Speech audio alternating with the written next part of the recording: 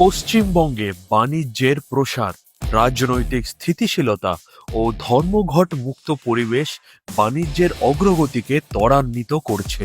অষ্টম Bengal global business সামিটে মুখ্যমন্ত্রী মমতা বন্দ্যোপাধ্যায় রাজ্যের স্থিতিশীল রাজনৈতিক এবং ধর্মঘট মুক্ত পরিবেশের গুরুত্ব তুলে ধরেন। বড় খবর বীরভূমের জন্য। বিশ্বের অন্যতম বৃহৎ কয়লা খনি দেওচা পাচামিতে খনন কার্য এই সপ্তাহেই শুরু হচ্ছে।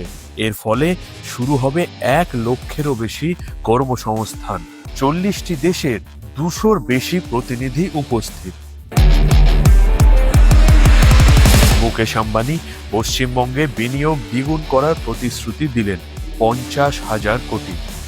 জেএসডব্লিউ গ্রুপ 16,000 কোটিতে 2টি 800 মেগাওয়াট বিদ্যুৎ কেন্দ্র স্থাপন করবে। অম্বুজা নেওটিয়া গ্রুপ আগামী 5 বছরে 15,000 কোটি বিনিয়োগ করবে। আরপি সঞ্জীব গোয়েঙ্কা গ্রুপ শক্তি, পরিকাঠামো ও শিক্ষা খাতে 10,000 কোটি টাকা বিনিয়োগ করবে। অর্থনৈতিক করিডর, মহিলাদের ক্ষমতায়ন পশ্চিমবঙ্গকে দ্রুত বিনিয়োগের কেন্দ্র হিসাবে প্রতিষ্ঠিত করেছে। পশ্চিমবঙ্গ শিল্প প্রসারের জন্য প্রস্তুত।